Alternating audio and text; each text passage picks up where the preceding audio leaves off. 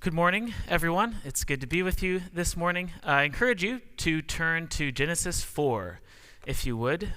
I didn't really think about it until this morning, but it is Thanksgiving week, as Shane mentioned, and I really hope that this lesson is not relevant to your Thanksgiving celebration this week, as we get ready to talk about the story of Cain and Abel.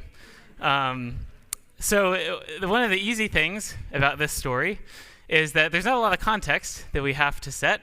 In my Bible, it is on page 3. So the context is still very important to understanding the story and how it changes us. Genesis 1 through 11, of course, it's setting the stage for the rest of the Bible story, for the story of the people of Israel and eventually the story of Jesus and the church. And in the beginning, of course, God created the world and everything was good. Everything was as it should be, and everything would continue to be good as long as mankind would trust God as the one who made things as good. But instead, Adam and Eve, the man and the woman, they decided that they wanted to know good and evil. They wanted to be the ones who would decide what was right and what was wrong. They wanted to take the place of God, essentially. And so they took the forbidden fruit, and they were cast out of the garden. Because if you don't trust that what God has made is good, then you don't get to enjoy the good things that God made. So far, as we get ready to get into Genesis 4, the Bible has been about mankind's failure to trust God. So the relationship between God and man is now broken. And that story also highlighted the tension now between human relationships. The man and the woman, Adam and Eve, they can't trust each other anymore because they tried to blame each other for their sin. And so that's kind of the background of the story of Cain and Abel. It's already looking pretty rough, and it only gets darker in this next story. So the story of Cain and Abel.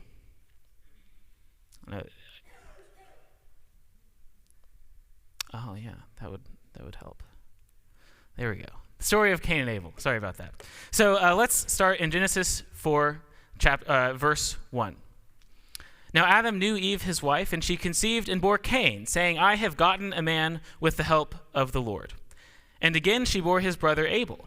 Now Abel was a keeper of sheep, and Cain a worker of the ground. In the course of time, Cain brought to the Lord an offering of the fruit of the ground. And Abel also brought of the firstborn of his flock and of their fat portions. And the Lord had regard for Abel and his offering, but for Cain and his offering he had no regard. So Cain was very angry, and his face fell. So here we have two ancient Near Eastern farmers. Abel kept sheep, and Cain grew crops, both essential activities for farmers, and they both decided to offer some of what they had to God, which is a good thing to do, certainly. And it says God had regard for Abel's offering. He approved of Abel's offering, but he did not have regard for Cain's offering. And now, it doesn't say that God disapproved of Cain's offering. It just says God didn't regard it. He didn't view it in the same way as he viewed Abel. So Abel is granted a special favor with God, but Cain is not. And so that doesn't necessarily mean that Cain did something bad. He did something wrong. It just means that God favored Abel for whatever reason rather than Cain. And Cain was naturally upset by this. And I think we immediately we want to know why. Why did God choose Abel over Cain? Was it because Abel offered animals and Cain offered crops? Maybe, but not necessarily. We know that animal sacrifices are really important later in the Bible, in the law of Moses. But this obviously is long before the law of Moses. And even in that law, God accepted offerings of crops, of grain. So maybe Abel's was regarded by God. Maybe his offering was special because it says he offered the firstborn of the fat of his flock. And Cain's, it just says it was an offering of his crops. And that is a possibility, but we really can't be sure. And I think that's the point.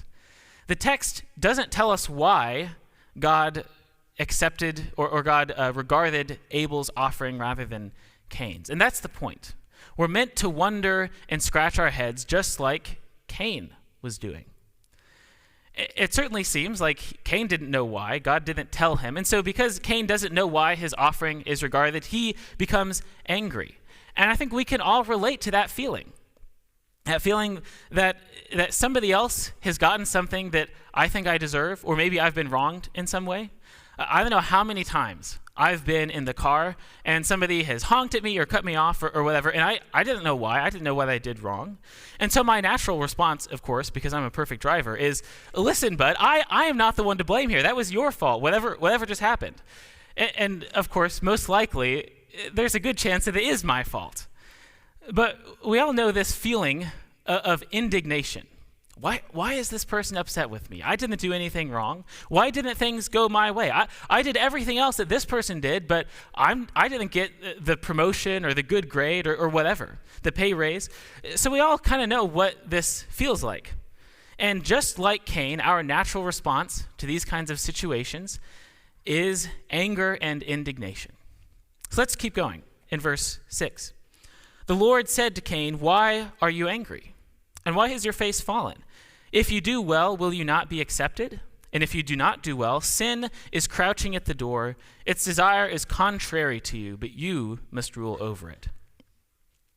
So God comes to Cain, and he makes it clear what's happening. He kind of spells out for Cain, this is what you have before you. So notice God doesn't condemn Cain for making a sacrifice that didn't please him. If anything, he's actually kind of encouraging. He says, look, you have an opportunity to do well here. And if you do well, you will be accepted.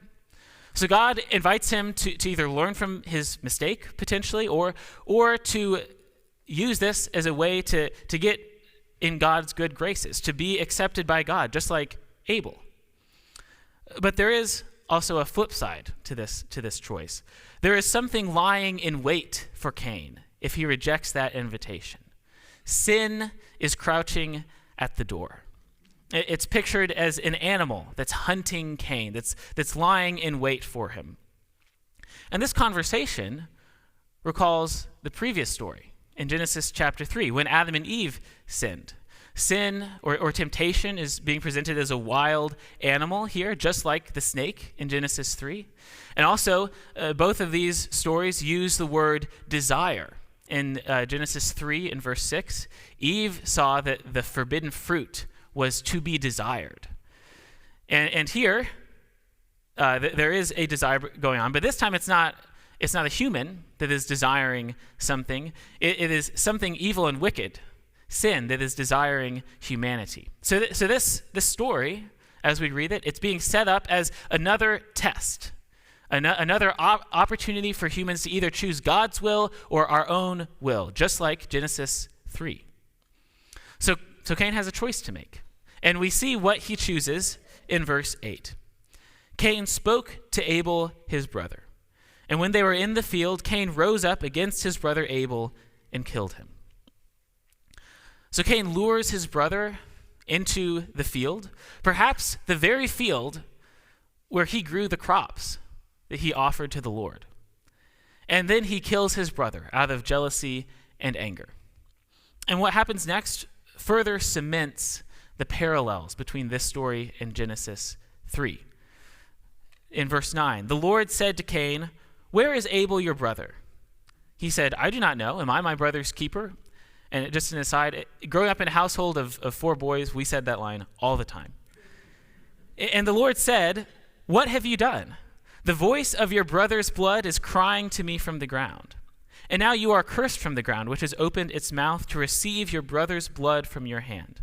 When you work the ground, it shall no longer yield to you its strength. You shall be a fugitive and a wanderer on the earth." So God comes to Cain, and he says, "Cain, where's your brother? Where's Abel?" And it's the same question, essentially, that God asked Adam and Eve in chapter 3. Where are you? Where are you hiding? What have you done? And Cain responds evasively, just like Adam and Eve did. And just like in chapter 3, God knows exactly what Cain did. He's not asking because he needs information. He's asking because he wants Cain to see what is going on. And just like in chapter 3, after this confrontation, Cain's ability to work the ground and to receive the good blessings from the ground, that ability is cursed. And so Cain, he went out into the fields to kill his brother. And because the fields received his brother's body, because that's presumably where he buried Abel, Cain won't receive any of the fruit of his labor in the fields. And so just like chapter 3, Cain is banished, and he's sent away. He's cast out to be a fugitive.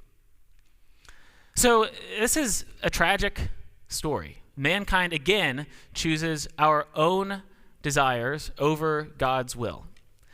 And the point is to show that sin leads to dysfunction in human relationships. In chapter 3, it led to mistrust and blaming each other. And in chapter 4, it leads to jealousy, anger, and murder. And now I want to turn to our scripture reading in Matthew 5 that Luke just read a few moments ago, because Jesus addresses this very topic in the Sermon on the Mount. In fact, as I read this section in Matthew, I can't help but think, or can't help but wonder, if maybe Jesus had the story of Cain and Abel in the back of his mind as he says this.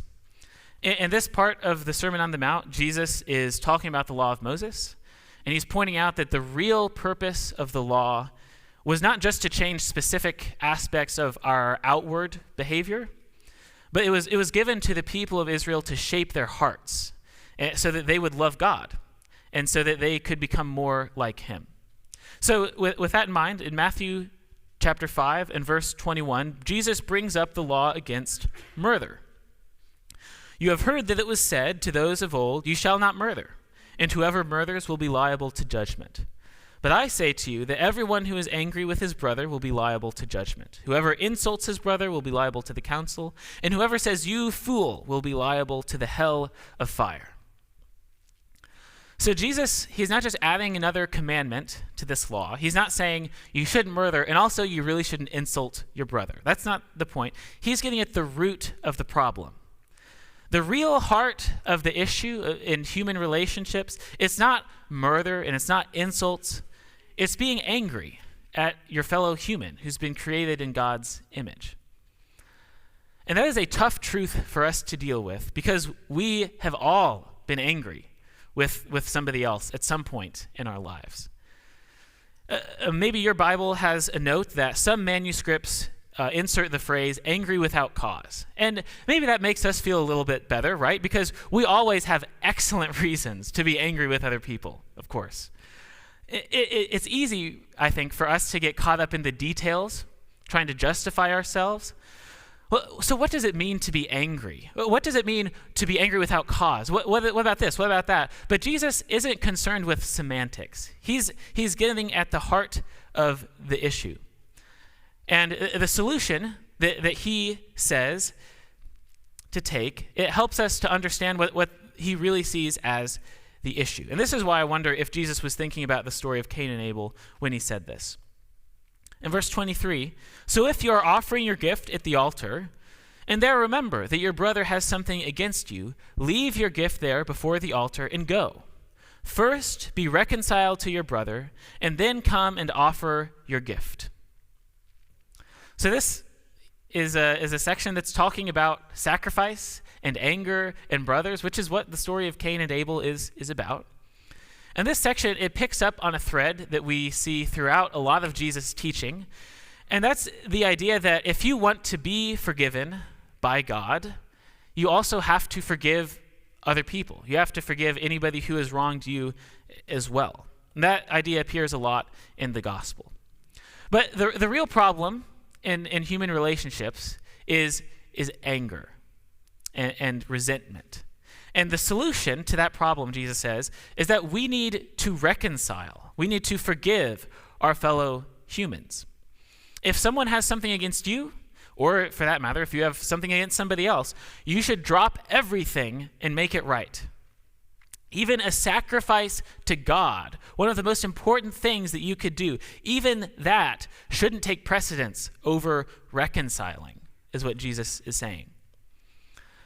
Now, why is that? Why is this matter of making our relationships right? Why is it so urgent? Maybe we can see why it's important, but why do we have to take care of it right away? Well, Jesus doesn't say it outright, but Paul picks up on this idea in Ephesians 4. And you don't have to turn there. I'll just go ahead and read it. Ephesians 4, verses 26 and 27. Be angry and do not sin. Do not let the sun go down on your anger, and give no opportunity to the devil.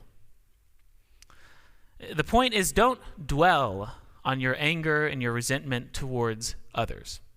Because the longer you allow that to go unresolved, the better an opportunity you give the devil.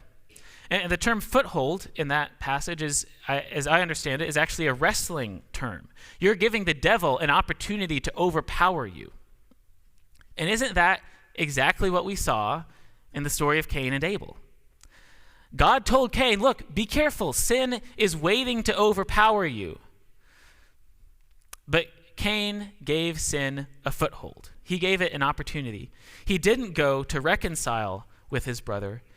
He let his anger and envy overpower him. So maybe we read the story of Cain and Abel and we think, that couldn't be me. There's no way that I could ever do anything like that. And there is an aspect in which that's true. Most of us would never come close to doing the kind of thing that Cain did. But the same darkness that was in Cain's heart often lives in our own hearts as well. Maybe we don't take it to the same extent, but our hearts have the same kind of sickness that Cain's did. We've all had feelings of anger, of envy, of resentment, the same kinds of feelings that Cain had towards his brother. And I suspect that all of us have, I know I have, at some point held on to those feelings and let them grow in us. Instead of trying to reconcile with our fellow humans and forgive, we let those feelings overpower us. They sabotage our relationships. It is so easy. In fact, we kind of like it when we can just sit on those feelings and let them ruin our attitudes towards another human being who is made in God's image. Personally, I have become much more aware of my own shortcomings in this area since I got married a couple of years ago. Something about marriage just shows you all of your own problems and flaws and shortcomings. But maybe you see this type of thing in your relationship with, maybe it's your spouse or your parents or your siblings or roommates or coworkers or whoever. In any human relationship, we tend to create friction with each other. You can spend so much time with somebody that sometimes even small things that don't matter, they rub you the wrong way. Of course, in my experience, the vast majority of those instances, it's really just me being grouchy because either I didn't get enough sleep last night or I'm hungry. But so those small things, they can add up if we hold on to them. Or maybe somebody really has done something to hurt you. Maybe somebody really has done something real and powerful that has hurt you, that has caused you pain. But either way, whether it's a small thing or a large thing, you have a choice. You have the same choice that Cain did. You can either choose forgiveness, and you can say, this person is precious in the sight of God, and I can't let these feelings I have sabotage the way I see them. Or you can choose to hold on to those feelings. You can let them fester. And I should be clear, there are some cases, of course, where you may have been hurt by somebody so badly that you can't fully reconcile. You can't completely reconcile. There are certainly some cases of abuse where you can't or you shouldn't be around a person who, in order to be the best follower of Christ that you can be. But even in those extreme cases where complete reconciliation isn't possible, you don't have to hold on to those feelings of anger and resentment. You can still choose the path of forgiveness. And it is so hard to choose that path. It is so hard to make the right decision. Because like I mentioned before, we are really good at coming up with reasons why we should hold on to those feelings. we say, the other person, they're not really sorry. They're not remorseful enough. They haven't experienced what I experienced, so I can just kind of hold on to these feelings for a little bit longer. And once they really are sorry, once I make them feel sorry, then I'll forgive them. That's the path that Cain took. And we're also really good at keeping score. And with the small things, we're really good at remembering all the times that some other person has done something against us. And even small things over time add up. And so maybe we look around at the world, even in our own lives, and we wonder, why are all of these relationships so broken? Why is there so many messed up relationships in the world? And the story of Cain, that's the answer. That explains why. It's because as humans, we want to hold on to our feelings of envy and resentment against other people. It is really hard to forgive other people when we are wronged. And it's also really hard to admit our own faults and to initiate reconciliation and forgiveness when we are in the wrong. Those types of responses don't come naturally to us. And the more we hold on to our resentment, the more like Cain we become. And the less we respect and value our fellow human beings. And I think that issue really is one of the key things that's at the heart of so many broken relationships. And it's a problem that we cannot fix ourselves. We need someone to save us from that downward spiral of anger and resentment that so easily lives in our hearts. And that someone, of course, that someone who can save us is Jesus. Jesus, of all people, he had reason to be angry with others. He had reason to have resentment because he was mistreated. He was rejected, and that was before he was sentenced to die a cruel, unjust, humiliating death. But as he was suffering that death, what did he say? He said, "Forgive them." Jesus refused to let sin rule over him. He chose the path of forgiveness and reconciliation for the whole world. He refused to be conquered by the temptation of anger and resentment. And through his death and his resurrection, so can we. We are all still imperfect. Seemingly each day, I become more aware of my own flaws and mistakes. But the more we follow Jesus, the more we let our lives be shaped by his life, then the closer we are to truly and completely conquering sin and the evil that so easily entangles our hearts. So at this point, I'd like to offer an invitation. And the invitation is for anyone who is convicted of their need for Jesus and who wants to come forward publicly to address that. So whether you're already a Christian, you've been a Christian for some time, or if you want to start following Jesus now for the very first time, if you've been harboring this kind of darkness in your heart, then now is the time to come forward. We all struggle with the same thing, and regardless of our struggles, Jesus wants us. Jesus wants to help us. So if there's any way that we can help you, please come forward now as we stand and sing.